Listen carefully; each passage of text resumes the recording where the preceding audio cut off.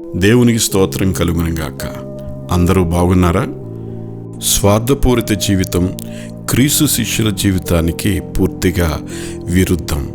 ప్రభువు కొరకు ఏమీ చేయలేనివాడు, చేయడానికి ఇష్టపడనివాడు స్వార్థపరుడు. ఎవడైనను తన సిలువను మోసుకుని నన్ను వెంబడింపని ఎడల వాడు నా శిష్యుడు కానేరడు. యేసుక్రీస్తు ఆయన శిష్యుల జీవితాల్లోనున్న గొప్ప లక్షణం సమర్పణ. స్వార్థపరునిలో సమర్పణ ఏ కోసానా కనిపించదు.